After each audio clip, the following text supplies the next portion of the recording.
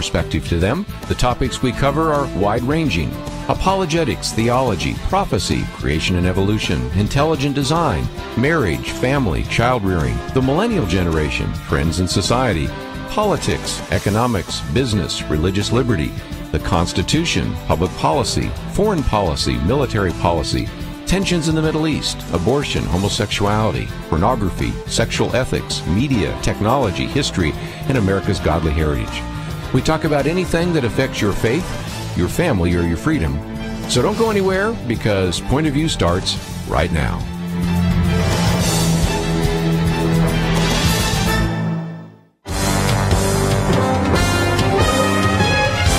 Across America, live, this is Point of View.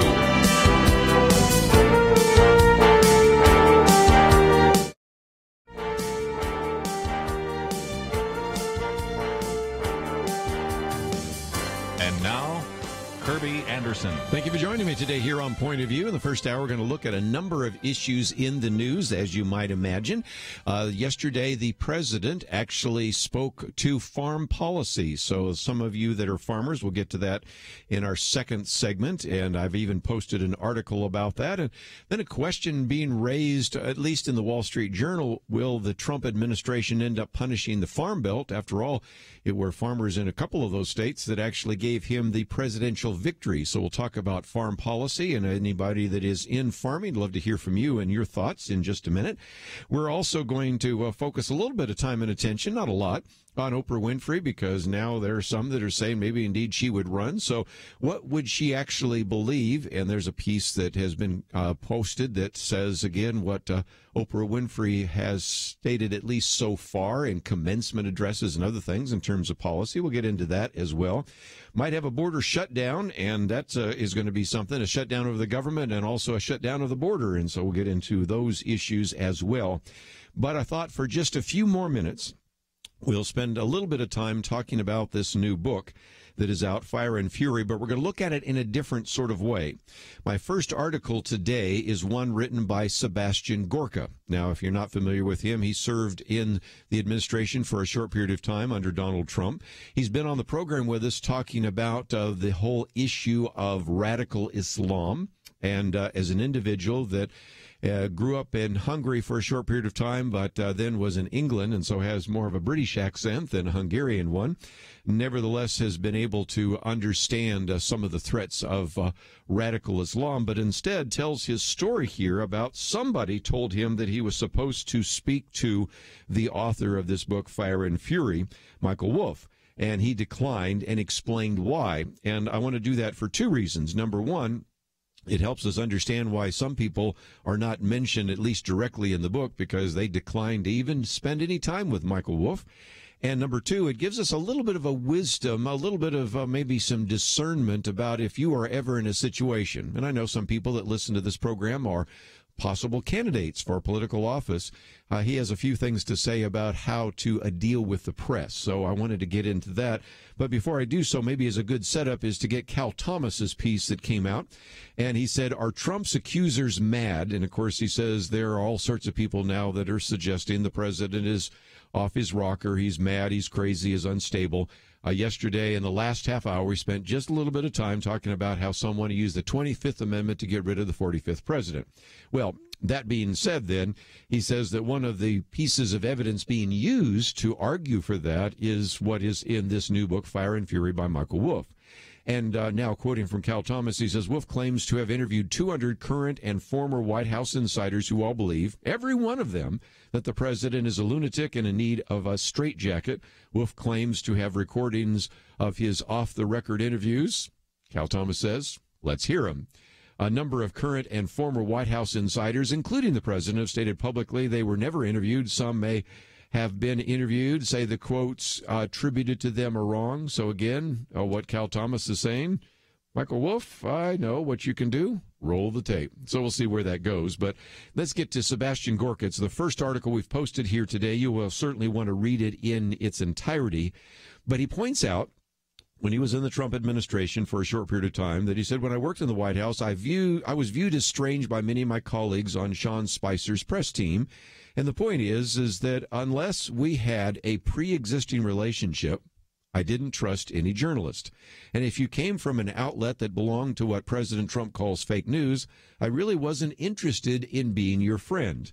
And so they talks about you're never going to see some of these people coming out of my office back then. You're never going to see them buying me coffee or cappuccino or something like that, or espresso at one of these coffee bars.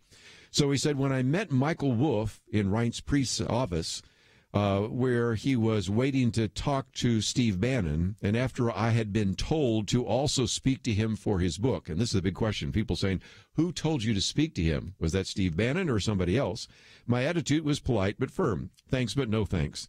He says, our brief encounter reinforced my gut feeling that this scribe had no interest in being fair and unbalanced. And then gives a couple of reasons why. So in the short amount of time, again, you can read this. It goes on for 3 pages, so I'm really summarizing pretty quickly. He says, first of all, the reason he is not going to buy the book, and even before that, the reason he didn't do the interview with Michael Wolff was, quote, Wolff is a partisan self-promoter with credibility issues the likes of which we haven't seen in a long time. We're used to Washington being divided, but the contents of this politically motivated publication are so obviously false that the swamp has descended to a new unimaginable low with its release. He says not only is it replete with mistakes, and if for the last couple of days you heard me on Friday talk about them, you heard me yesterday talk about them, he uses, again, some of the obvious ones that Donald Trump did not know who John Boehner was, a man he played golf with, a man he gave the best estimates $100,000 in donations, a man that he has tweeted about, really. So first of all, there's the mistakes, but more importantly, just the whole concern he had with the reputation that Michael Wolff has. So that was the first issue. Second, he said, at a time when the credibility of the inappropriately termed mainstream media is in tatters, its leading lights and editorial masters are doubling down on the hysterical counterfactual coverage instead of pausing to examine just how professionally and morally bankrupt they have become and what can be done about rebuilding their reputations. And the point that you're starting to hear a lot of people use is a phrase that Michael Wolff came up with of notional truth. Okay, you can get your Google out or you can get your dictionary out and check notional. It means, well, it's sort of true, but not exactly. In other words, the idea is here's just the end of views. This is what these people say. You can decide for themselves. But as we pointed out, who's doing fact-checking at these major publishing houses? Anyway, the third point that Sebastian Gorka makes is also by tying together an issue, or he says a tissue of lies and half-truths, which will progressively be debunked in the coming days and weeks, the author of Fire and Fury, which is Michael Wolff, will in fact strengthen the position of President Trump and reinforce the public's already remarkably high distrust of the media. And you're starting to see these mistakes multiplying like rabbits and causing a lot of people to sort of back off from this book. And that's why some people think that this book will have a short shelf life. There'll be some that will want to grab it just to have the copy, but then pretty soon everybody's going to move on. But I thought it was kind of interesting at the end what Sebastian Gorka says, not only to those people in the White House staff, but even for those of you that might be running for office. He says, as he does so often, I would like to remind my colleagues still inside the White House, you don't have to be friends with each and every journalist who seeks you out. But if you do engage, remember that smartphones make excellent recording devices. And my recommendation is if you're running for city council, you're running for mayor, you're going to run for Congress, you're going to run for the state house, whatever you think you might be doing, or even if you're just in a ministry and all of a sudden somebody shows up at your door and wants to ask you some tough questions, don't forget that you got a smartphone there. Turn it on, record it, because then you can prove that they didn't accurately state what you stated, and that will help you out in the future. Just a little bit of a word of wisdom from Sebastian Gorka. That is our first article. We're going to come back and talk about farms, farm policy, the cost of food, and what it might mean to you. All that coming up right after this.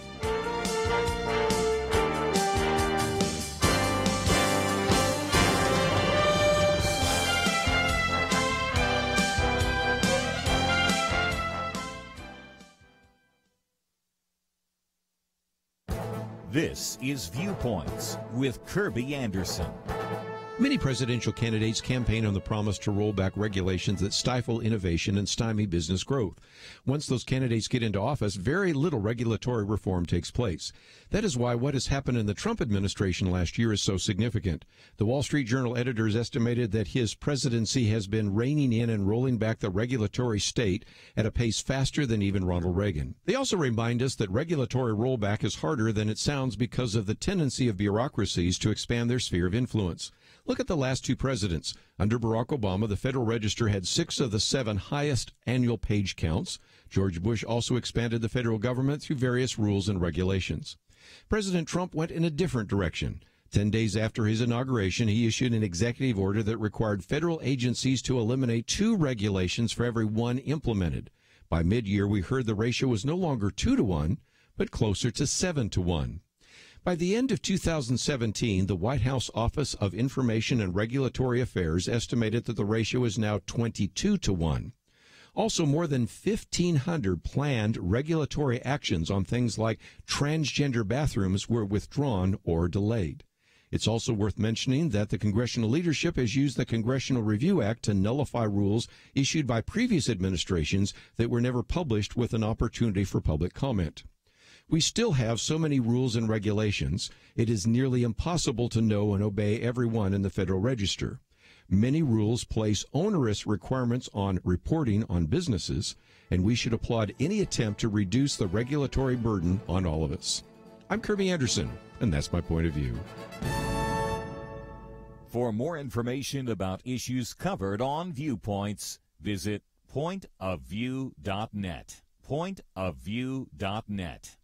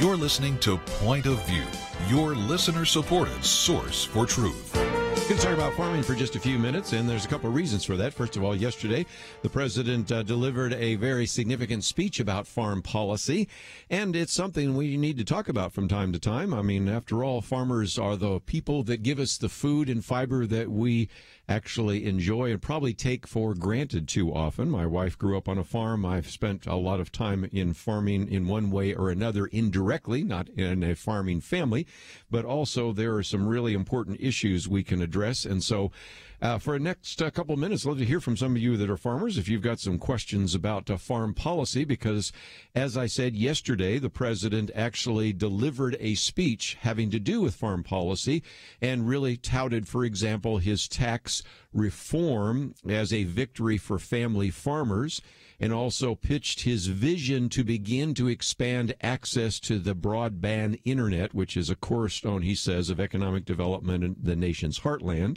Matter of fact, at one point, when he was at the annual convention of the American Farm Bureau Federation, he said, those towers are going up, and you're going to have great, great broadband. Farm country is God's country. He was joined, I might just mention, by the Secretary of Agriculture, which is Sonny Perdue. Also, the Senate Agricultural Committee Chairman is Pat Roberts, who is from Kansas. By the way, Sonny Perdue from Georgia. You probably already know that. And a group of Tennessee lawmakers as well that were there, and talked about some of the benefits of tax legislation are going to working families, small business, and the family farmer. Of course, that has a lot to do with the issue of taxes, has a little bit to do with broadband, and so I've posted that as our second article. But now get into what this could mean ultimately in terms of future elections, because after all, it was a couple of these farm states, if you will, that helped elect Donald Trump, but there has been some hesitation on the part of farmers if he gets too protectionist, and it makes it more difficult for farmers to sell their goods overseas. So let me just for a minute read from the whole discussion that came from the editors of the Wall Street Journal. Then I want to get to another issue. If you actually receive my daily commentaries, you will notice that just about 2 weeks ago, I actually wrote a piece about farmers and suicide, the high suicide rate among farmers. We'll get to that in just a minute. But again, as we see the economy growing at a faster pace, say the editors of the Wall Street Journal, and deregulation tax reform pointing to an investment boost, the big economic policy question now is whether or not President Trump, they said, is going to dampen this new growth enthusiasm by imposing tariffs and kicking off a global trade war. In just a few minutes, I also want to talk about Donald Trump going to the World Economic Forum in Davos, Switzerland, but we'll get to this first. And that is, he said the issue was in relief in Nashville, where Mr. Trump delivered a speech touting his policies for the rural U.S. economy that benefits from free trade. Mr. Trump can rightly point to White House progress in reducing government barriers to growth in American agriculture. But at the same time, they also remind him and also remind us in the article that farmers are, they said, scared stiff that Mr. Trump might take a protectionist turn that would impose more government barriers. Highly efficient and productive, U.S. farmers thrive in a competitive global market, but tariffs are border taxes that raise costs for U.S. producers and consumers. Managed trade via quotas also shelters producers from competition and raises costs for consumers. So those are some issues. So again, you can talk about some of the benefits to farmers. For example, the Environmental Protection Agency rescinding the Waters of the U.S. rule, which put all sorts of EPA jurisdiction over even prairie potholes and dry creeks and muddy farm fields and things like that. You can talk about dropping out of the Trans-Pacific Partnership and some of those kinds of issues. So those would certainly be the case. But the greatest danger to the Farm Belt, they say, is that Mr. Trump might withdraw from the North American Free Trade Agreement, NAFTA. The U.S. sends about $18 billion a year in farm products to Mexico, $23 billion a year to Canada, which together account for about a third of American farm exports. Since NAFTA came into force in 1994, farm exports to Mexico and Canada have more than quadrupled. Soybean exports to Mexico have quintupled. So you are talking about NAFTA, but on the other hand, there are some that certainly want us to remove from NAFTA. So this will be, I think, a real challenge. And again, this is an important situation when we look at the next election. We certainly don't want to look too far ahead, but at the same time, when you think about some of those particular states, Iowa, Wisconsin, for example, that gave him an election victory, we'll see how that plays itself out. But I want to focus on farmers for just a minute because a while back I came across some evidence that one of the higher suicide rates in the country came to farmers. And that is something that I think catches a lot of people off guard. In my commentary, I said if you were to ask which professions have high suicide rates, you'd probably mention military victims suffering from PTSD. But in the latest report that came from the Center for Disease Control, they found that the suicide rate for young male military veterans is higher than previously thought. But they also found that it's lower in some states than the suicide rate for farmers. Put another way, the suicide rate for farmers may be in many states actually higher than it is for one of the highest suicide categories, and that is individuals who are military veterans returning back from a conflict. Now, the high suicide rate for farmers is not only just beginning to get media attention, we've got some mental health experts saying that they probably need some sort of federal funding or prevention resources or something for that. And one of the people I quote in my commentary is a man by the name of Mike Rossman, who is not only a psychologist, but he's also a farmer. So he really brings a lot of issues to the table. And he's been studying this for decades. And if I can quote from one of his articles in this journal, Behavioral Health Care, He says farming has always been a stressful occupation because many of the factors that affect agricultural production are largely beyond the control of the producers. Of course, when you think this out, this is really borne out by a lot of the statistics we see from the Centers for Disease Control. Because if you focus on all the people working in agriculture, so that'd be farmers, farm laborers, ranchers, fishers, and lumber harvesters, and again, you might put lumber in a different category. Oftentimes, that's one of the most dangerous occupations in the world.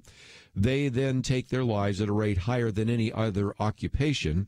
And the suicide rate for agricultural workers in 17 states is nearly 5 times higher than that in the general population. In those states are the states that we're broadcasting in today. So you may actually be located in a state where one of the highest suicide rates are for people that actually work in agriculture. The reasons for that are obvious. We sort of alluded to one, obviously, and that is that you can't make it rain when you want it to rain. You can't get good weather on the harvest when you want good weather. But then also some other ones that have been listed. Farmers are oftentimes reluctant to seek help. Often their farms are far away from mental health care centers. Then, of course, there's some of the chemical issues. The pesticide exposure sometimes can lead to depression. Oftentimes they're isolated. Even this whole issue of the economy, the cost of feed and equipment continues to rise, while sometimes the prices that farmers receive from food and fiber remain stagnant. So if nothing else, it's just one of those other health care issues I thought we might highlight today. And as we talk about farm policy, let me open up the phones and give you a chance to join our conversation. Perhaps you are working on a farm. Maybe you've worked on a farm in the past to have some thoughts and some comments. Then I wanted to talk about the fact that President Donald Trump, is going to go to Davos, Switzerland. And when he goes to Davos, Switzerland, it'll be interesting to see how that plays out and whether or not he speaks to this issue of protectionism or free market. And, of course, he wants to promote his America First mindset. So we'll talk about what that might mean. And a little bit later, I'll talk about a couple of other issues. First of all, if Oprah Winfrey really did run for the presidency, what would be her platform? What would she actually believe in? And we've got a couple other really important topics I want to put on the table here as well. So if you'd like to join us, let's give you a chance to do so. We'll take a break and come back and take some calls. That number is 1-800-351-1212, 1-800-351-1212. First article we've posted today by Sebastian Gorka, talking a little bit more about the press coverage, and in particular Fire and Fury, the new book out by Michael Wolff. Second one having to do with the farm policy, and then we'll get into Oprah Winfrey, what's possibly going to happen in Switzerland when Donald Trump arrives. Boy, this is going to be something you're going to want to watch for sure. And a couple of other very important issues coming up, and even whether or not we're going to have a government shutdown over the wall.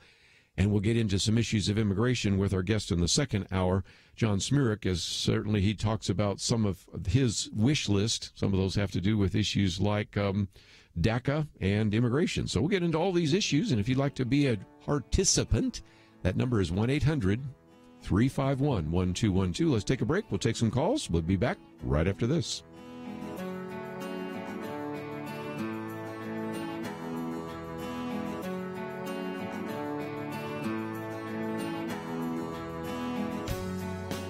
In an age of fake news, getting good information is vital. Point of View works to bring you that each and every day. But as Diane in Arkansas illustrates, passing that information along, educating others, is something you can help with. Diane is a college professor. She influences the next generation, and she wrote, "Thank you for your informative letter. I used some of your quotes when I was teaching the Declaration of Independence in my literature class." Diane, like so many, hopefully like you, is taking what she received from Point of View in letters, online, through our app, on the air, and rebuilding truth in this post-truth culture. All of that takes a team. Join the truth team at Point of View. Find out how you can help at 1-800-347-5151. 800-347-5151. Or sign up online at pointofview.net/team. Show your commitment. Make a difference today, right now. pointofview.net/team and 800-347-5151. Point of View will continue after this.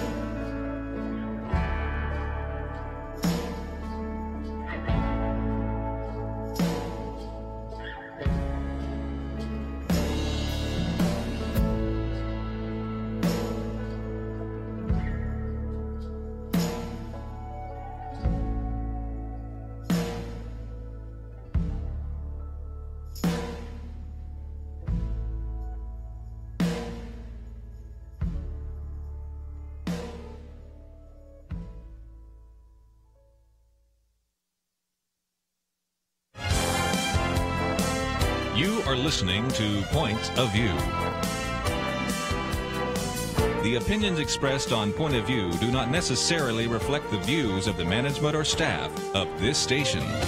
And now, here again is Kerby Anderson. If you'd like to join a conversation today, 1-800-351-1212.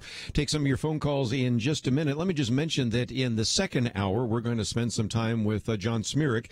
He has put together his 2018 wish list, and that will get us into some topics. And you might be thinking ahead of time right now of what if you could have a political wish list, things that you wish the president, Congress, the Supreme Court, maybe your own legislature would take and actually do. That would be a list that we're going to try to put together, and if you want to add to that, you certainly are welcome to do so. We'll start off with him. He, of course, is one of the editors of the Stream, and he'll join us in about a half an hour. But right now, we'll take some phone calls in just a minute. But let me finish my point that I made. Even if we move beyond the whole issue of farm policy, President Trump has actually announced that he will attend the World Economic Forum in Davos, Switzerland. Now, it takes place in a couple of weeks. In a statement, Sarah Huckabee Sanders, who, of course, is the White House press secretary, said the president was looking forward to attending this gathering. And if you're not familiar, this is a gathering of world leaders and business executives. And to be perfectly honest, it's not one that you would expect a lot of presidents to attend. In this one article I've got in front of me, you have, first of all, it says presidents rarely attend the forum there, in part out of concern that it would send the wrong message to be rubbing shoulders with some of the world's richest individuals. So you can see why that might be something that would give a pause to, say, a Democratic president like Bill Clinton or Barack Obama. But there's another pause for why a George W. Bush wouldn't go, or even, for example, maybe a Donald Trump, and that is this group pretty much is kind of like Democratic socialists, not exclusively. I mean, there are all sorts of leaders and business executives and things like that. But again, coming back to Sarah Huckabee Sanders, talk about wanting to say it right to their face. She says the president welcomes opportunities to advance his America First agenda with world leaders. Then she goes on to say, at this year's World Economic Forum, the president looks forward to promoting his policies to strengthen American businesses, American industries, and American workers. So we'll see where that is. And this is kind of interesting because if you think about it, 2 years ago at about this time, candidate Donald Trump was doing what? Well, he was pretty much talking about draining the swamp. And this time last year, during the election, or after his election, he was still talking about draining the swamp, which was basically an attack on what? Lobbyists, corporate influence, members of the establishment, you know, the kind of people that go to Switzerland for the World Economic Forum. So it is kind of interesting. But if you think about it in another way, maybe it makes some sense because, after all, Donald Trump spent a lot of his time as a real estate mogul, television personality, seeking to be accepted by the financial elite, the media elite of New York and around the world. So we'll see where that plays out, but it will be interesting. This is not the place where presidents tend to go, and nevertheless, that is where he's going to go. So again, we will certainly give you an opportunity to hear a little bit more about that as that unfolds. But just a few minutes ago, if you're just joining us, we talked about one of the most surprising statistics coming from the Centers for Disease Control, and that is the suicide rate for some farmers in some states, and actually 17 states, if I could be specific, is 5 times higher than the general population, and it's higher in many states than the suicide rate for those who we've always identified as one of the most vulnerable, young male military veterans, often who come back from a military engagement with PTSD. So let's take some phone calls and get your comments. We'll go out to the state of Oregon first. Don, thank you for joining us today. Yeah, you're welcome. Glad to hear your program. I enjoy it. Well, thank you. What would you say? I gather from looking on the screen here, you're a farmer, so tell me a little bit more. Yes. You know, I was surprised by the statistics that you talked about as well. I'm not aware of any of that in Oregon, not to say that it doesn't happen, but I'm not aware of it. But, you know, things that do lead to that, certainly, you know, the weather being one of them. You have no control over that. I raised prunes as part of my commodities, and I had no crop this last year on that, but I had other crops, so I'm able to sustain myself by not putting all my eggs in one basket, so to speak. Another issue, though, is the financial issue. I mean, it is so expensive to farm now. The equipment just... I mean, people, they're mortgaging their whole life to buy things so that they can operate their farm, and that is a real strain on them. The other thing is the government restrictions, not only restrictions, but requirements that they place on you. just drives you mad. And so all of these things, combined, I can see where it could lead to suicide. But being a Christian myself, we know God is in control, and so that does help you as you go through your day. What a great story.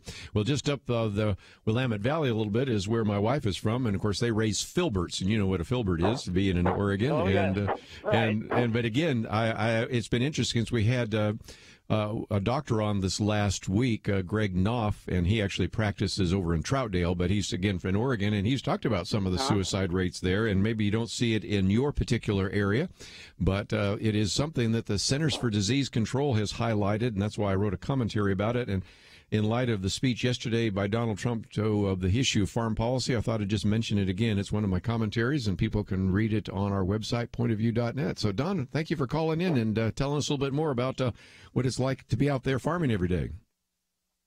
Well, in one way, it's really good for your health. Oh, I'm sure, yes. Because you're very active, and it's it's an enjoyable. I just love farming, and that's why most of the farmers farm, because they really just love doing it. But you can get yourself in a position where you don't know if you're going to make it the next day or not financially, and boy, that one really wears on you. That's a lot of stress, and again, that's one of the things they talked about here, because again, just the cost of feed and equipment continues to rise. Prices sometimes are stagnant, so that's something. Of course, the unpredictability of the weather. And then also, in his particular case, he's not too far away from where you could get health centers, mental health, physical health, those kinds of things. But some are very far away, and I know some of our places where we broadcast, I've had a chance over the years to meet some of our listeners, and they are out there. I mean, way out there, sometimes on their tractors, listening to this program, in which it is a great distance just to the nearest town. And so there are just some reasons why I think that is something that we should pay attention to. And, of course, the president yesterday did talk about this issue of farm policy, so I thought I would focus on that for just a minute. Let me take another phone call, but before I do, I did want to, before this hour is up, also mention that there is a lot of talk about Oprah Winfrey. And there are some that are saying that she's actively thinking about running for president. And if indeed her speech Sunday night was kind of a launch, we'll see whether that is the case. But if indeed Oprah Winfrey ran for the presidency, what would be her policies? And I've got one piece here that came out from the Daily Caller, just looking at some of the speeches and things that she's done, and then I'll come back and take some more calls from some of you that are farmers. But first of all, she's advocated for a path to citizenship for illegal immigrants. That was something she said at her commencement speech in 2013 at Harvard University. We'll probably get into that a little bit more in the second hour, because I know when we talk with John Zmirak, one of the things he wants to talk about is the issue of immigration. Number two, of course, she's called for stricter gun control. Again, when she was speaking at Harvard, she said, one side says guns don't kill people, people kill people. And she says, that's true. But here's the but. But we are a country that really believes that assault weapons should be made available to anybody.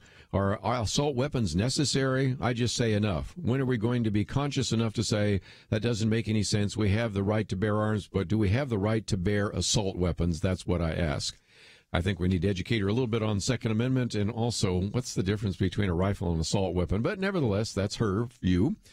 She has donated, of course, to Democratic National Committee and supported Democratic candidates, of course, whether it's, of course, Barack Obama, Cory Booker, we can go down the long list, Hillary Clinton, and the rest. Number four, she's supportive of gay marriage. That should be no surprise to anyone that has heard her speak to that issue. And number five, she's passionate about education. Not only did she start a school for girls in South Africa, but she's also donated $6 million to United States charter schools. I'm going to have some more to say about the issue of education and even sexual harassment and some of that in just a minute. But we need to take a break. When we come back, I want to take another phone call or two, because if you're a farmer or you have something to say about suicide, which, again, was a topic that we raised last week on our Millennial Roundtable with Dr. Greg Knopf when Nick Pitts and Chelsea Yeoman were in studio with me, then we will certainly spend some time getting into that topic as well. So if you'd like to join us, that number is 1-800-351-1212. We'll come back and take some more phone calls on that issue right after this.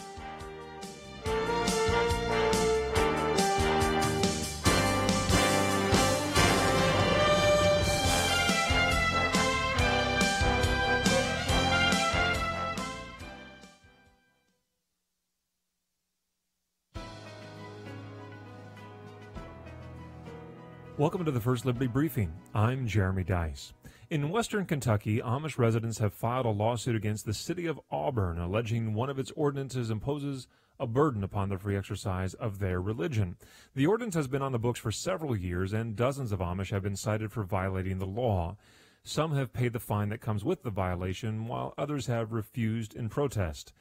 As you may know, the Amish live simply, refusing most modern conveniences, including motor vehicles, as their religion teaches.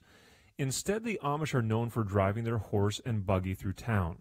And where there are horses, there soon follows horse manure. So the city of Auburn passed an ordinance requiring that horses traveling through Auburn be fitted with a, let's just call it a manure collection system. The Amish believe that the ordinance is specifically targeting them and is therefore religious discrimination. This will be a very interesting case to watch. On the one hand, the ordinance in question has exceptions, so it is probably not a law generally applicable to everyone, which makes it more likely to be found in violation of the Constitution. On the other hand, the city has a compelling justification for the ordinance. Not only does manure stink, it takes a long time to degrade and transmits disease. Either way, it's an interesting lesson in how we balance religious liberty in America. To learn how First Liberty is protecting religious liberty for all Americans, visit firstliberty.org. I'm Kelly Shackelford, President and Chief Counsel of First Liberty Institute. Some people think our religious freedom will soon be gone, but that's not true. The fact is that First Liberty, a national network of America's top attorneys, is winning over 90% of our cases. We defend religious freedom for people like you. Go to firstliberty.org and read the exciting story. That's firstliberty.org.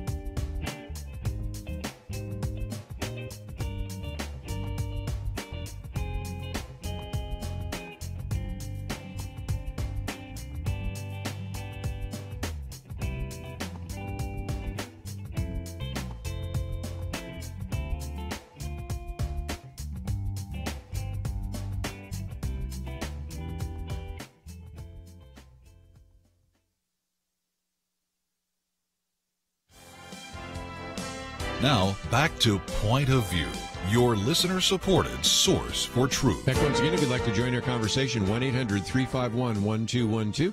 Had a chance to talk to one farmer in Oregon. Let's go to someone else in South Carolina. Luke, thank you for joining us today here on Point of View. Hey, Kirby. Thanks for taking my call. Yeah, please tell us your story. I'd love to know a little bit more about your family and your background. Well, I just had to pull off the side of the road. I'm feeding cows right now, and pull off the side of the road so I can talk to y'all. But I called in before about 6 months ago, and I felt like the issue was speaking to me. But today it's really speaking to me and to my heart.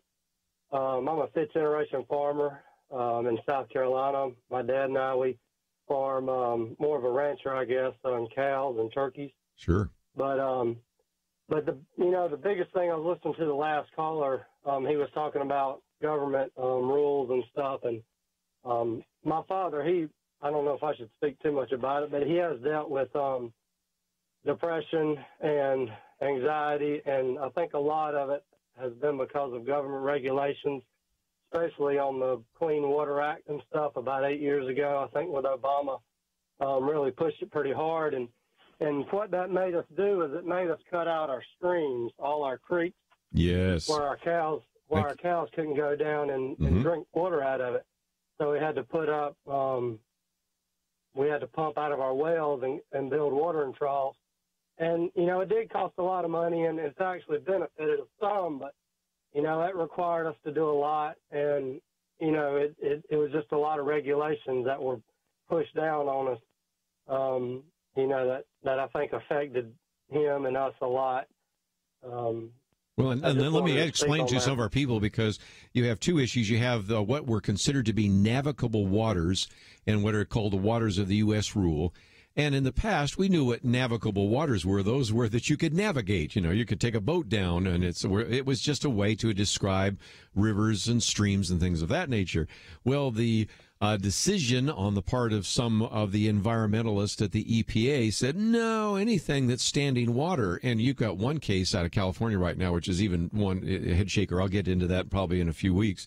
But then it all of a sudden said, no, now we have federal jurisdiction over, like I said just a few minutes ago, prairie potholes, over sometimes even dry creek beds, muddy farm fields. There were some ruts that were created by tractors that would fill up with water. And they said, well, that's navigable water. It's like, oh, my goodness. And so as a result, all these restrictions affected you as farmers. And so what you have been farming, again, for 5 generations, doing just fine without the government telling you how to manage your land, all of a sudden the government comes in here and tells you all sorts of things that you need to do. And no wonder individuals eventually get so depressed and so struggle, because it's one thing not to be able to control the weather, but when you can't even control an intrusive federal government, that's another issue, isn't it? Yeah, and, you know, something my father always taught me, you know, and I think as a whole, most family farmers, they understand sustainability. You know, if we don't take care of what we got, you know, we're not going to have it for the future.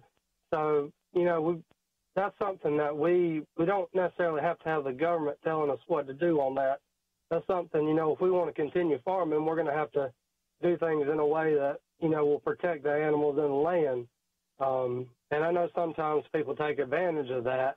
And, you know, I think it is good for the government to have guidance. And but it's just when they start passing laws and implementing those laws, and, you know, it can become burdensome in many places. Yeah. Well, again, a question I just asked for everybody is, who better can understand what sustainability would be? The farmer or the rancher who's had that land for maybe 5 generations, or a bureaucrat in Washington, D.C., who's maybe never got mud on his boots? Now, figure out which one's going to have a better understanding of what sustainability might be. And I think we all know the answer to that one, don't we, Luke? We do. And if I got time to make one more point, please, go ahead. On the other side of our farm is turkeys. And there's been a lot of buzz in the culture to go to this antibiotic-free, hormone-free and all this stuff. And when it sounds good, you know, I'm sick right now and I got 2 antibiotics in me, and that's allowing me to continue to work and feed these cows. But when our turkeys get sick, you know, we have to give them medicine. If we don't give them medicine, they're going to die. And, you know, I don't think people understand that when they want to buy that antibiotic-free and stuff meat. They don't understand how many animals they're allowing to be sacrificed, because they're not going to be able to be helped with the medicine that they would need or would be allowed to give. And the government has already taken a lot of medications away from us. The people we grow for, turkeys, they haven't gone to antibiotic-free, but every time we have a company meeting, they keep telling us it's coming. Yeah. And I'm telling you, you know, we might pick up 50, 60 birds a day now. And if we didn't have medication, there's no doubt in my mind we'd be picking up 1,000, 2,000 birds a day. Wow. We got over 40,000 birds on our farm right now. And, you know, it's like I say, it's something that I think people need to step back and take a good hard look at. I think antibiotic-free and stuff has been forced down or been giving us ideologies on that and the negative sides, but they need to talk about the positive sides of it too, because if they take that away, I think you're going to see the price of, for sure, poultry, if not beef, and across the board, are just going to skyrocket. Well, again, if nothing else, I've given you a national platform to express that. And I know some policy makers in various states and even in the federal government listen to this program. So you've had an opportunity to express your opinion. And, Luke, I'll let you get back to the cows. I'm going to get back to some of our listeners here. I sure appreciate it, Kerby. Thank you. We need to take a break, and I do see we got a number of phone calls. Let me take one quick one. I think this would be a quick phone call just before we take a break. North Carolina, WLGP. Andrea, I think you got a quick comment, and I'll give you the floor. Well, sir, I know, but this is, I love, my heart's broken with that guy there. Antibiotics for the farm. I didn't call about that, but my father grew up on a farm. But I did call, you're going into the Oprah thing again, so I'll make my comment quick. Benghazi, we didn't know much about Barack Obama, our former president, and we don't really know that much as far as, a voter about Donald Trump, other than he's a businessman. And all I could say is this impeachment conversation, and I'm just sharing, is bothering me a whole bunch. And it's bothering me. And then, we have the FBI cover-up, we have the Benghazi cover-up, we have the VA scandal, we have the IRS scandal, and now I don't want to hear about Oprah Winfrey and what she may or may not do. Now, I hope you don't take that the wrong way. I understand that. I only spent a minute on it, but some people are already saying she's the odds-on favorite, and I'm thinking, really? Oprah Winfrey? But what about, the impeachment? I don't want to hear about that. I think the guy's done a real good job in the first year, and yes, he's got a big mouth, and he likes the social media, but I'm sorry, he's done some good things. Penna said that, and I'm with her. She speaks better than I do, but he's done some good things. Our economy is in a good place, but daggone it, man, I don't want to hear about Oprah Winfrey yet. It's his second year in office. I know. Isn't it amazing? And again, I recognize that sometimes I bring these up, people go, oh, please. But, almost everybody else has mentioned it. And I think a lot of people say, why are we even talking about it? It's because the Democrats really don't have an obvious standard bearer because they have been so decimated. Which governor do you think would run? I can't think of one. I can think of some senators that might run. Most of them don't have the name identification that she does. The fact that they're latching onto her says a lot about where the Democratic Party is. But we will come back, and John Zmirak's going to give us his wish list, and I want to hear your wish list as well. So he'll start us off. You can finish us off in that second hour. If you'd like to read some of the articles we posted on the website, it's at pointofview.net. We'll be right back. Is religious freedom still a cornerstone of the Republic, or has it effectively been crushed by the forces of tolerance? America needs Christians to be informed and as unified as possible, applying God's wisdom to civic life. Point of View can be a key part of a successful mission. I believe in America. I believe God wants His best for us. We can face whatever the world throws at us as long as we stand together. If you have not signed on, please do it now. Support Point of View Radio today at pointofview.net. Set up your monthly gift by clicking the Truth Team 360 picture and then carefully follow the directions. Pointofview.net. By phone, you can give at 1-800-347-5151. 800-347-5151. Or mail that first donation to Point of View, Box 30, Dallas, Texas 75221. Box 30, Dallas 75221. Or call us 800-347-5151. Point of View will continue after this.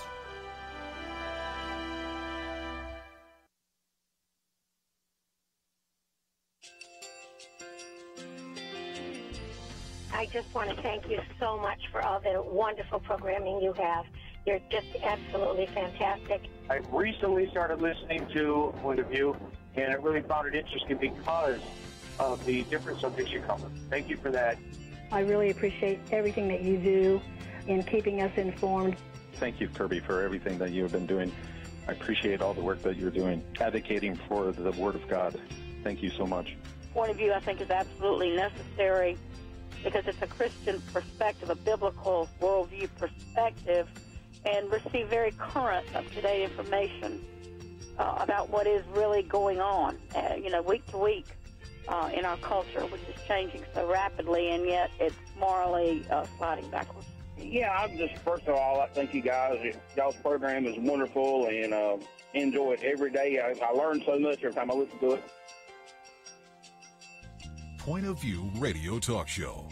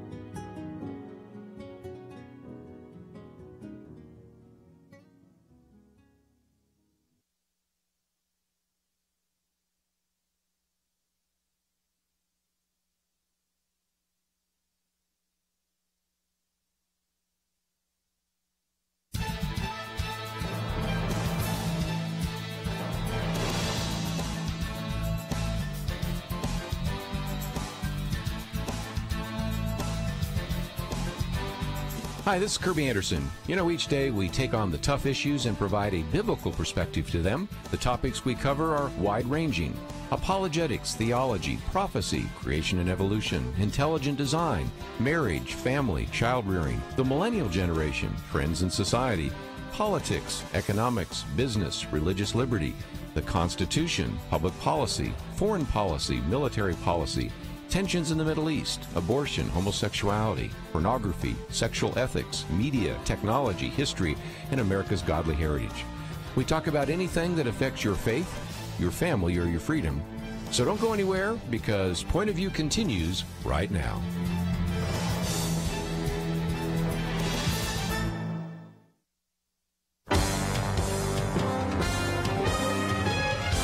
Across America, live. This is Point of View.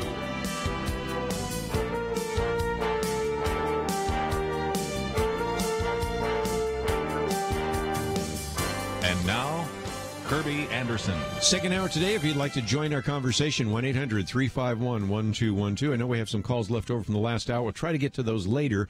But we also have been promoting that John Zmirak will be with us. Again, he should be very familiar to most of you that listen to this program.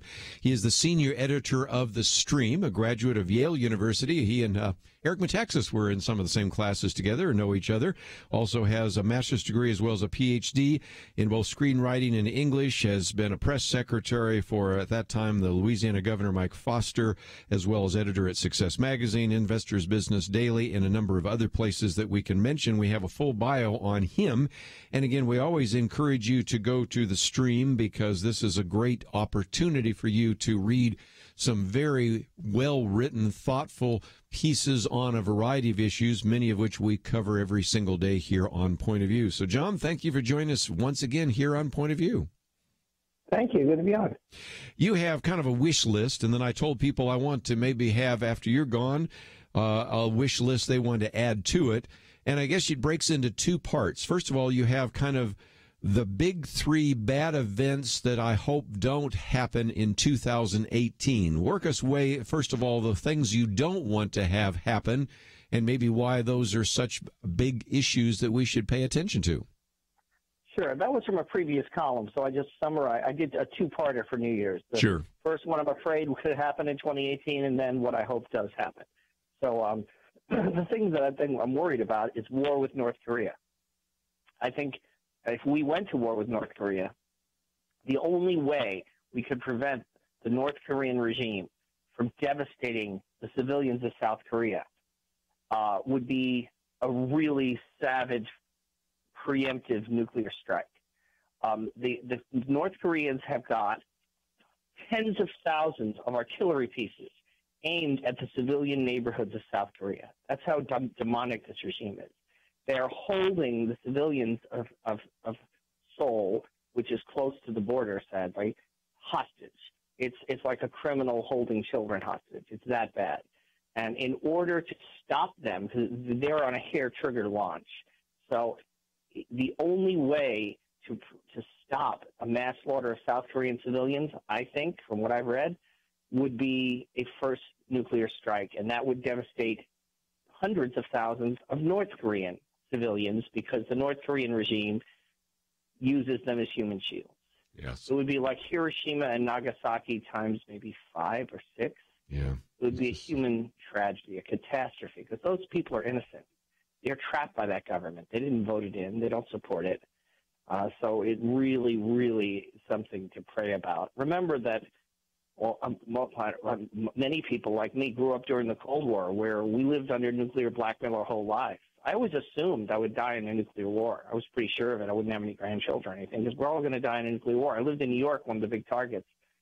So when the Soviet Union collapsed, this cloud that had hung over me since I was a young child, when I learned about it, lifted from my head, and I didn't even realize I'd been living under it. It happened through a kind of miracle. A decent man came to power in the Soviet Union, Mikhail Gorbachev. We had a great president, Ronald Reagan, a great British Prime Minister, Margaret Thatcher, and a great Pope, John Paul II. But Obama and Clinton and George W. Bush let the North Koreans continue to proliferate their weapons, because they didn't want to face reality. And now North Korea is a major threat. Let's just pray that there's a peaceful resolution as there was in Eastern Europe, because that was surely a miracle. It certainly is. So that was one of those. I thought we don't need to go through all of them, but the second one, since we have talked a little bit about whether or not this border wall will lead to a shutdown, you also said that you wanted President Trump, to reject amnesty for DACA recipients and dreamers. Explain that, if you might. Sure. The way we currently have chain immigration, every single illegal alien you amnesty can bring in his whole extended family. These kids who were smuggled in by their parents can sponsor their parents as legal immigrants, and they will all become Democratic voters, and states like Texas will turn as blue as California did. Remember, California used to be the political base for Ronald Reagan and Richard Nixon and Pete Wilson. Now it's like a province of Venezuela. It's actually defying federal law. It's threatening to imprison state employees if they cooperate with federal immigration law. That didn't happen because the people in California read a bunch of left-wing books and decided they were more liberal. It came because millions of immigrants poured in, went on welfare, and continued to vote for more welfare benefits. As long as we're letting legal immigrants sponsor their relatives, many of whom didn't finish high school, to come into America for low-wage jobs that don't exist. You know, look at the black and Hispanic unemployment rates and the rural white unemployment rates. We don't need low-skill immigrants. We're not bringing – these are people coming in not for any reason that our country needs them. It's just nepotism. If the president doesn't fix chain migration, the wall won't do any good because it'll have great big revolving doors all through it. Okay, so again, those are just a couple from your previous column, which you summarize here. Let's get into some of your dreams for this year. And one of those was that Congress will defund Planned Parenthood. That has been an attempt every single time, and I get the sense that that is as almost as much of a deal breaker for some of the Democratic legislators as any other issue. So how does that come about? Well, we control both houses of Congress and the White House. Planned Parenthood is a racist-founded organization that targets the poor and sells the arms and legs of unborn children for profit. If a Republican united government can't stop pouring $500 million of taxpayer money down that black hole, then really why even have a Republican Party? Why even have a pro-life movement? If we can't do this, we clearly can't do anything. So again, we were talking about $500,000. It's certainly not going to half a trillion. Again, half a billion. Sorry, half a billion. Yeah, there we go. Because I knew we were off on one. Yeah, $500 million or 500 million, however you want to say it. But again, it is probably not going to devastate Planned Parenthood. But at least your tax dollars and my tax dollars aren't going towards Planned Parenthood, right? That's right, and it's just a national scandal. And the pro-life movement needs to be as hardcore as the pro-gun movement. You don't see them losing legislative battles. What are they doing right that we're not?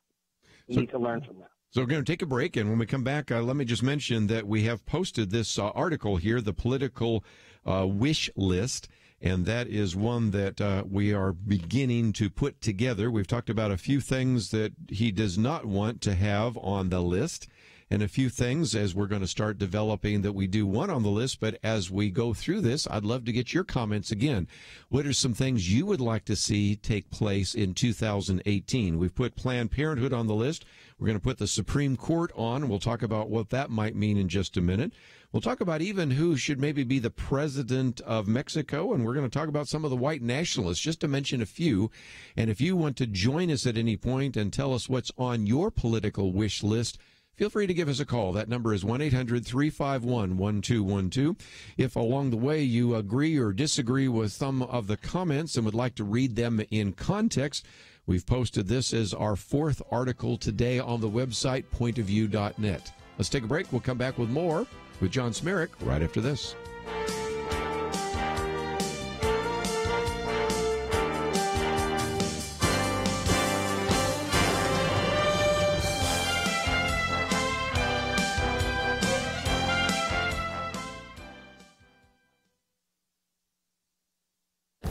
This is Viewpoints with Kerby Anderson. Many presidential candidates campaign on the promise to roll back regulations that stifle innovation and stymie business growth. Once those candidates get into office, very little regulatory reform takes place. That is why what has happened in the Trump administration last year is so significant. The Wall Street Journal editors estimated that his presidency has been reining in and rolling back the regulatory state at a pace faster than even Ronald Reagan. They also remind us that regulatory rollback is harder than it sounds because of the tendency of bureaucracies to expand their sphere of influence. Look at the last two presidents. Under Barack Obama, the Federal Register had 6 of the 7 highest annual page counts. George Bush also expanded the federal government through various rules and regulations. President Trump went in a different direction. 10 days after his inauguration, he issued an executive order that required federal agencies to eliminate 2 regulations for every 1 implemented. By mid-year, we heard the ratio was no longer 2 to 1, but closer to 7 to 1. By the end of 2017, the White House Office of Information and Regulatory Affairs estimated that the ratio is now 22 to 1. Also, more than 1,500 planned regulatory actions on things like transgender bathrooms were withdrawn or delayed. It's also worth mentioning that the congressional leadership has used the Congressional Review Act to nullify rules issued by previous administrations that were never published with an opportunity for public comment. We still have so many rules and regulations, it is nearly impossible to know and obey every one in the Federal Register.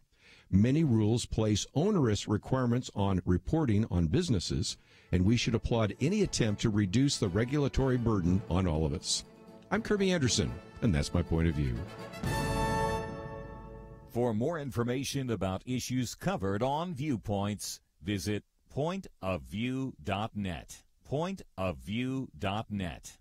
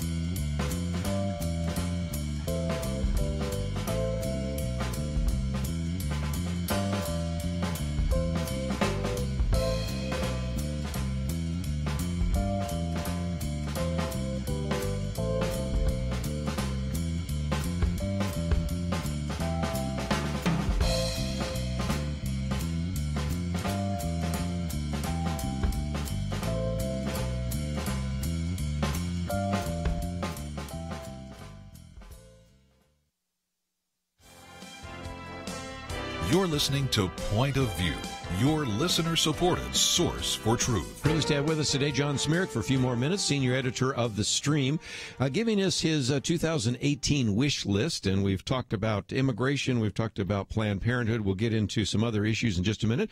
But that, of course, stimulates some phone calls. So let's take a phone call real quickly from Indiana. Don, what would you like to add to our conversation today? Yeah, you guys piqued my interest with the immigration argument, Kerby. I get so tired of hearing all of the arguments that lack common sense. I think anybody would... He just went out of cell phone range again. Call back, because I wasn't sure even what his punchline was. If he'd just given me one more word, I could probably figured out where it was going. So call back, and we'll get you on, Don. In the meantime, John Zmirak with us, and we talked about Planned Parenthood. What about the other one, the Supreme Court? One of your hopeful wishes is one or more liberal Supreme Court justices will retire. The other day I heard Ruth Bader Ginsburg said she was hiring her various assistants for next year, so it seems like she was trying to say, nope, I'm going to do my best to hang on. What about that? Well, you know, it's sort of in God's hands, right? Maybe he can give her an insight, or something can happen to tell her she needs to rest and go spend some time with her family. I certainly hope that happens, because we need to make more of a mark on the Supreme Court. The Democrats have stopped trying to amend the Constitution. Remember the Equal Rights Amendment? It failed because they tried to go through the path that our founders laid out. It's supposed to be hard to amend the Constitution.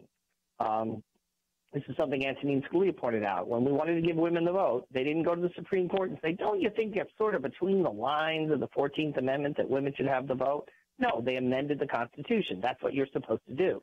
But when Roe v. Wade legalized abortion for 9 months for any reason in 50 states, And it just took 5 guys who went to Stanford, Harvard, or Yale to vote on it. The left realized, to heck with constitutional amendments. We're going to treat the Supreme Court like a sitting permanent constitutional convention. The result, Scalia said, we're effectively living under a 5-person judicial dictatorship. In a sense, the Constitution is whatever, in this particular case, Justice Kennedy says it is. And so let's go back. I think we have Don now. Don, we lost you. You went through a bad cell. So finish your statement here. Yeah, Kerby, you and your guest are spot on in several areas. What I was talking about, the immigration, I'm so tired of common sense being excluded from the discussion. Common sense, we have to control the borders. Number one is to protect what the taxpayer has built. The taxpayer has no representation here, and the ones that were against us would suggest that we're not compassionate. I have all kinds of compassion for people coming to this country to feed their families, but just like if I invited someone into my home to help them, I wouldn't sit them down and let them help decide how to spend my money. And that's what they're doing when we allow them to vote. So if we can't make them leave, and I'm not a big advocate of just running them all off. It's our fault that we opened our borders and let them in. But what they should not have is the opportunity to vote. And I would even argue the children, the DACA ones, I know it's no fault of their own, but their parents came illegally. If they were born here, I think at least 2 generations should suffer by the lack of voting. And in the 3rd generation, by that time, they should have paid enough taxes. They're part of our country, and they can start voting. But both parties want a vote that can be bought with taxpayer dollars. That's why neither party wants to close the borders. It's that simple. Yeah, and if we don't stop it, my vote, every time they let someone across the border and make it illegal, give them the right to vote, my vote's worth less. That's absolutely right. That's absolutely right. And they, by a proportion of 75 to 25, they vote Democrat. They vote for bigger government. The Pew Research Center did a survey, and recent immigrants want bigger government by a ratio of 75%. It's not even 50% among native-born Americans. So this is just a bonanza for the Democrats. And if Donald Trump lets himself get snookered into some meaningless cosmetic border security while granting amnesty to these people and with them having the right through chain migration to bring in their whole extended family, there will never be another Republican president again. We have only won the popular vote. The Republicans have only won the popular vote once since 1988, and that was in 2004 against John Kerry in the middle of a war. So again, Donald Trump was elected without the popular vote, and so was George Bush the first time. That is true. So, and we keep importing more Democrats. We're never going to see another pro-life president, and the Supreme Court will be stuffed with people like Michael Moore. And there'll be absolutely nothing we can do about it. This is a critical make or break thing for the future of America and for every issue we care about, from religious liberty to the unborn. While you're talking about a pro-life president, let's talk about the possibility that you could have a pro-life president of Mexico. That was one of the most intriguing things on your wish list, because I really haven't been paying attention, to be perfectly honest, to possible candidates for a neighbor to the south. But this is an interesting development. So talk about that for a minute, if you might. Yeah, there's an actor, Eduardo Verástegui. He was the heartthrob of Mexican TV until he did the pro-life movie Bella.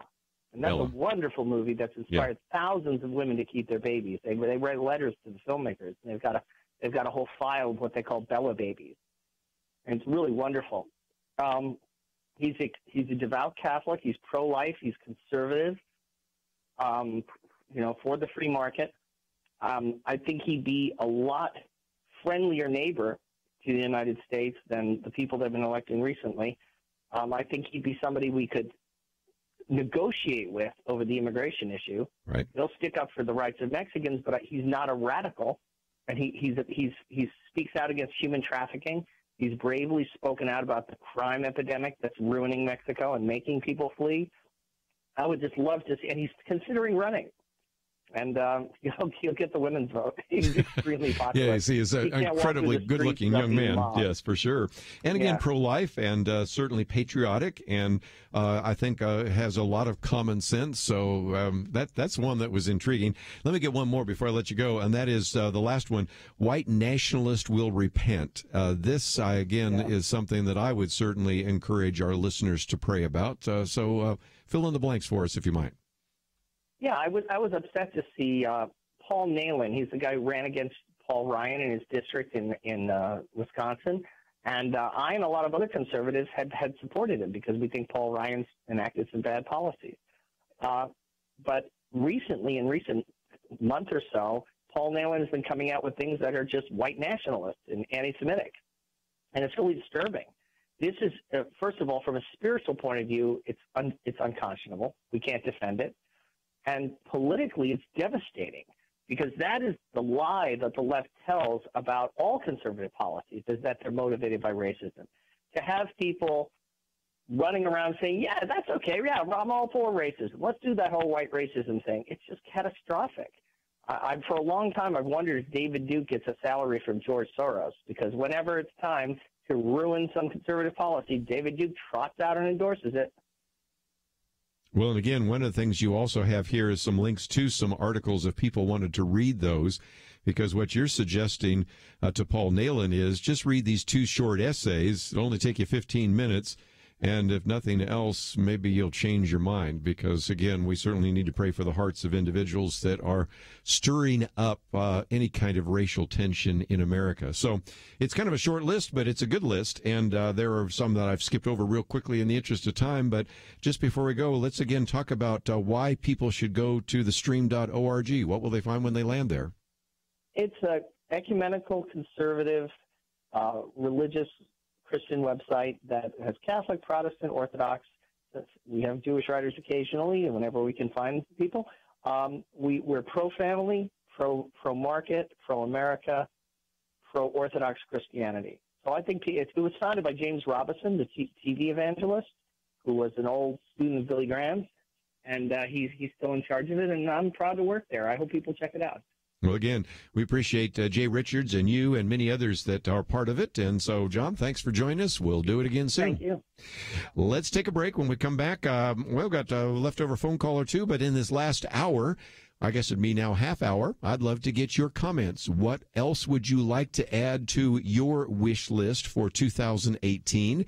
One of the articles that I have posted, which we have not talked about yet, is also dumbing down of scholastic achievement. So I do want to get into that for just a minute as well. Of course, we talked a little bit about this issue of immigration, and this is going to be a real flashpoint in a possible government shutdown, the whole issue of the wall and DACA, which stands for Deferred Action for Childhood Arrivals. So that's an issue on the table as well. We've got a lot more to cover.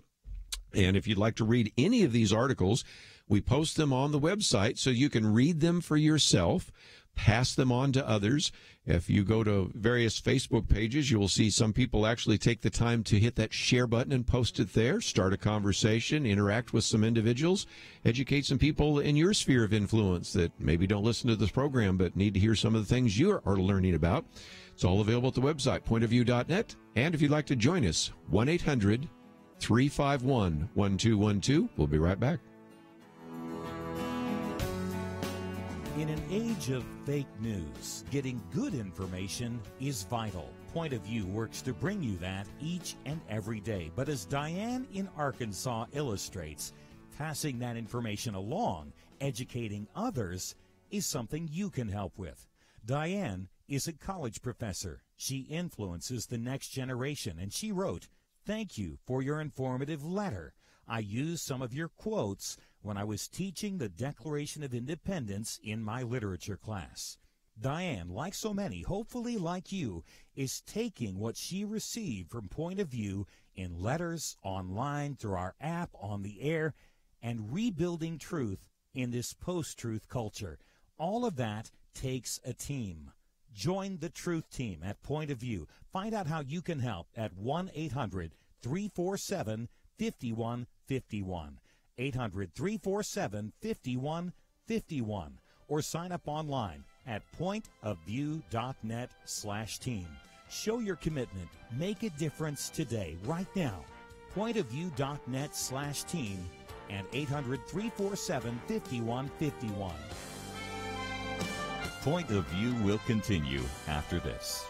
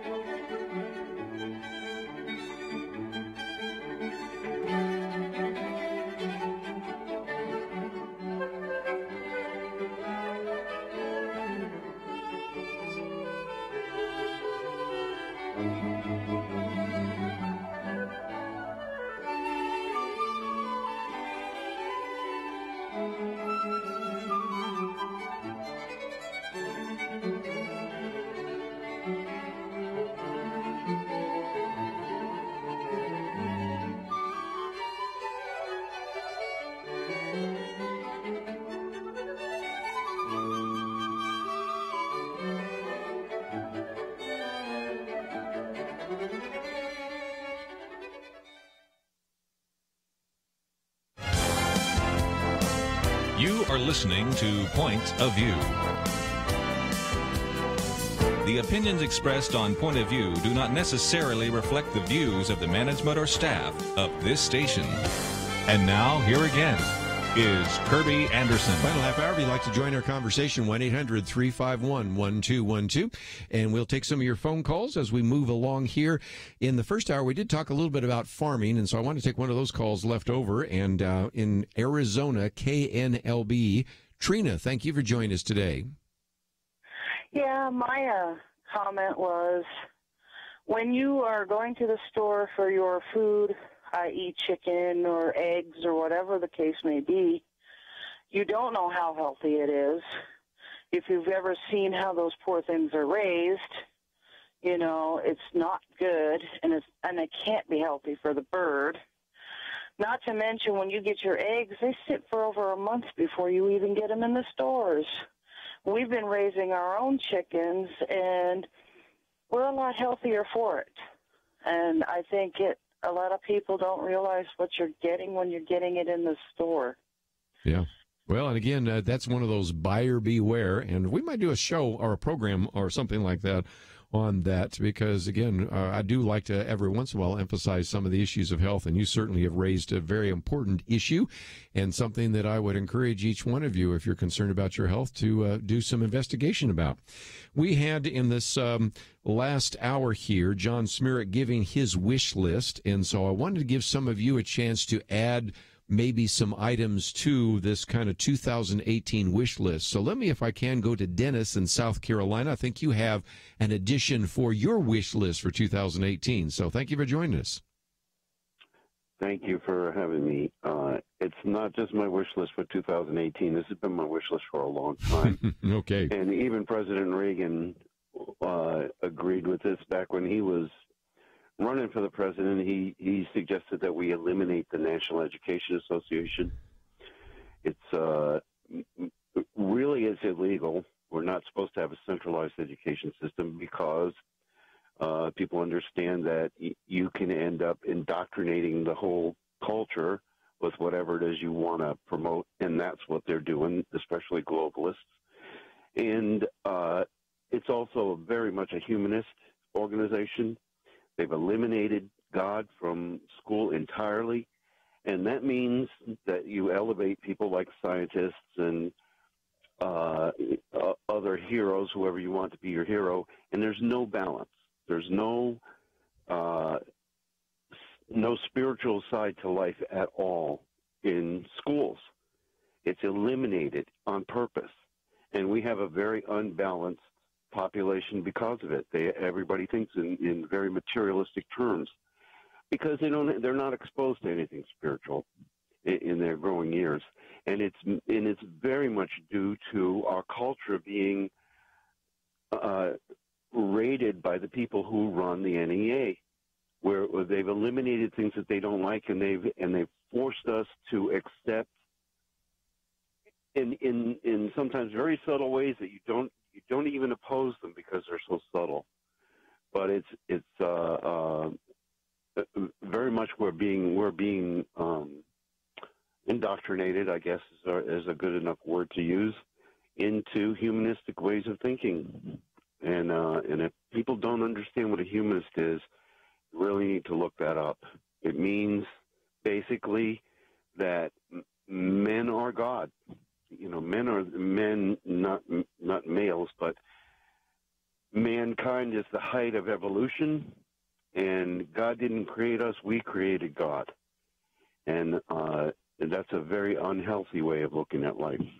Anyway, that's what I have to say. Well, again, the Humanist Manifesto, which was published first in 1933 and then ratified again was in 1973. And, of course, when we talk about the NEA, we're talking about the push towards Department of Education. And Dennis mentioned the Reagan plan because in the platform there was a desire to end the Department of Education. The Department of Education used to be HEW, Health, Education, and Welfare, and then there was an attempt to move it into a separate department. That was a move that was brought about by Jimmy Carter, really as a way to be a kind of fulfillment of one of the things the NEA wanted to do. And the goal was by the candidate Ronald Reagan, then the president Ronald Reagan, was to eventually close down the Department of Education, because after all, education probably runs best at the local level. And when you have all these national mandates, we know what has happened. We've talked about this so many times on the program, and we need to probably talk about it again, since Dennis was saying maybe we need to talk about how to define humanism. Maybe we need to do another program on the subject of humanism. But nevertheless, my argument was it was something that a lot of people in the Reagan administration wanted to do until the Secretary of Education turned out to be Bill Bennett, and everybody really liked Bill Bennett. The Undersecretary of Education was Gary Bauer. Everybody loves Gary Bauer. We had him on last week, as you well know.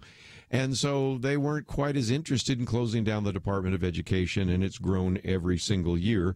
And, of course, if you also go to a Democratic National Convention, you will notice that a very high percentage of those delegates come from the NEA as well. So the influence is pretty profound. But while we're talking about education, that brings me to one of the other articles I posted on the website, written by Sheriff David Clark, of all people. And it has to do with a scandal that's developed in Washington, D.C., and I think it is a good illustration of how, in some respects, education today has almost become fraudulent. Let me just read the piece, and you'll get the idea. He said, when all 164 of the Washington, D.C. Frank Ballou Senior High School graduating seniors last year applied for and were accepted to college, the whole community, students, teachers, administrators, parents, and educational reformers had reason to celebrate the achievements of this obviously hard-working graduates. With a graduating class the school system considered academically disadvantaged, somebody in the school district should have smelled a rat. After all, 98% of those students were African American. The other 2% were Hispanic Latino. 100% of them were considered to be, quote, academically disadvantaged by the system. And yet we see that all of them graduated, applied for, and were accepted to college. Well, the third paragraph goes into the details. This happy story collapsed in November when an investigation by a number of individuals, WAMU as well as NPR, found that the much ballyhooed Ballou graduated dozens of these students despite high rates of unexcused absences throughout the school year. Even during their senior year, half of them missed more than 3 months of school. Can you believe this? If your child or grandchild missed 3 months of school, how well do you think they would do? Some teachers, saying they felt pressure to pass failing students and get them on to graduation, cooperated with the investigation. An internal email shows that in April, just 2 months before the end of the school year, only 57 students, that's 57 out of 164, by the way, were on track to graduate. Many of the others could scarcely read or write. Now, again, you can think of the fraudulent nature of this. First of all, it's fraudulent for the students to give them a diploma, some of which may not even be very good at reading their diploma. Think this through for just a minute. So it's fraudulent for the students, first of all, because they are being rewarded for something they did not really achieve.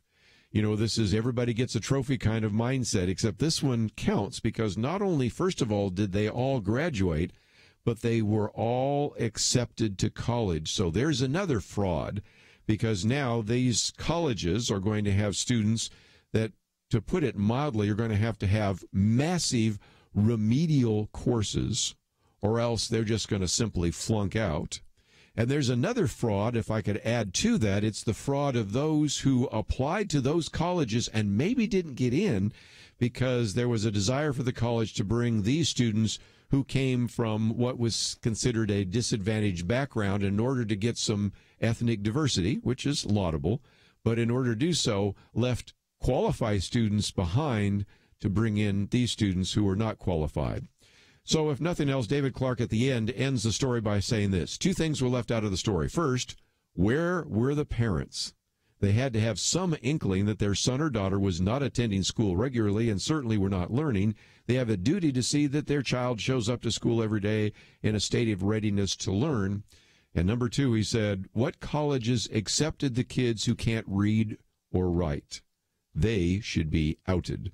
So again, it's just another story that illustrates again that while we need to do all we can to encourage every student to achieve his or her potential, we don't do them a favor by giving them a diploma when they don't deserve it. And we don't do them a favor by then telling them that they are even good enough to go to college and then running into the harsh reality of them not being able to make it through the next semester or two without flunking out. Anyway, that's another one of those stories we've posted on the website today. Wanted you to hear about it, wanted to get your comments on it. So if you'd like to join us, 1-800-351-1212. Have a few more issues to put on the table. We will do that right after these important messages.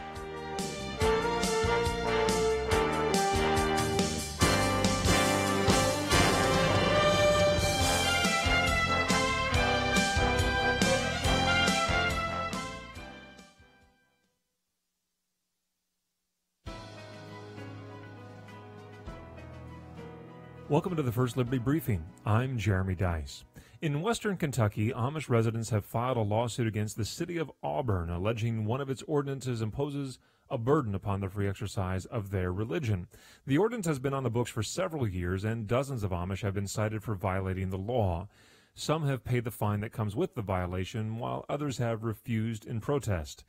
As you may know, the Amish live simply, refusing most modern conveniences, including motor vehicles, as their religion teaches. Instead, the Amish are known for driving their horse and buggy through town. And where there are horses, there soon follows horse manure. So the city of Auburn passed an ordinance requiring that horses traveling through Auburn be fitted with a, let's just call it a manure collection system. The Amish believe that the ordinance is specifically targeting them and is therefore religious discrimination. This will be a very interesting case to watch. On the one hand, the ordinance in question has exceptions, so it is probably not a law generally applicable to everyone, which makes it more likely to be found in violation of the Constitution. On the other hand, the city has a compelling justification for the ordinance. Not only does manure stink, it takes a long time to degrade and transmits disease. Either way, it's an interesting lesson in how we balance religious liberty in America. To learn how First Liberty is protecting religious liberty for all Americans, visit firstliberty.org. I'm Kelly Shackelford, President and Chief Counsel of First Liberty Institute. Some people think our religious freedom will soon be gone, but that's not true. The fact is that First Liberty, a national network of America's top attorneys, is winning over 90% of our cases. We defend religious freedom for people like you. Go to firstliberty.org and read the exciting story. That's firstliberty.org.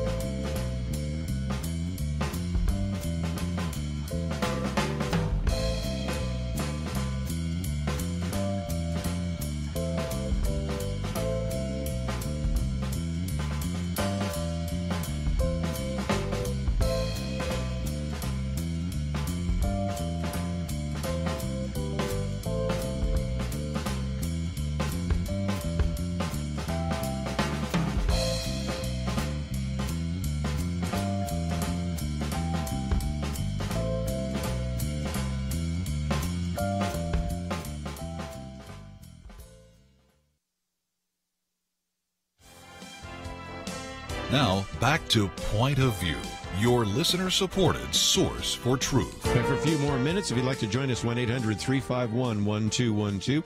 I was remiss by not starting out today and congratulating Alabama for winning the national championship. And, of course, another one of those exciting games. When you go into overtime in one of the playoff games and overtime in one of the national championships, you know that's got to be pretty good. And I thought it was interesting because it brings me to the next point we're going to get to in just a minute.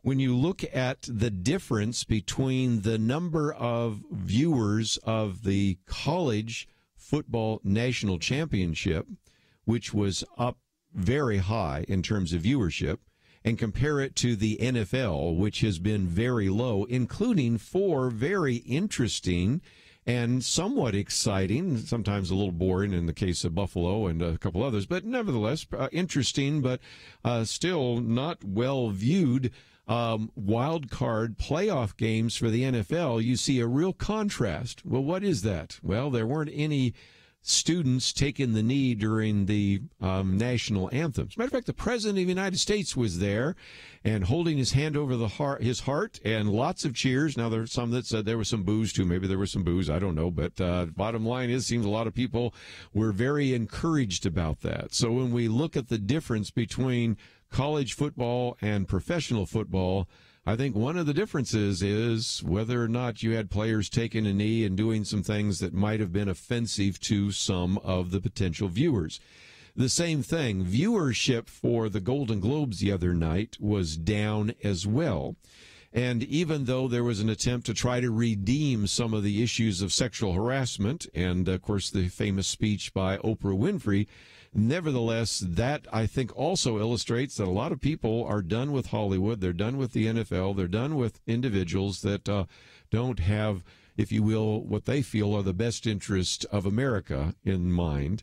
And Bill Murchison, who's been in this program with us many times before, I guess he's only been on once in the last year or two, but we've had him in the past more often. But nevertheless, in his column, How to Really Tackle Sexual Harassment or Harassment, because the first thing he starts out is, first thing to do about sexual harassment is to get the pronunciation right. Accent on the first syllable, not the second. Never mind what they say on TV. Well, harassment is really the way the British say it, harassment the way Americans say it, but Bill Murchison is convinced that we all should say it that way.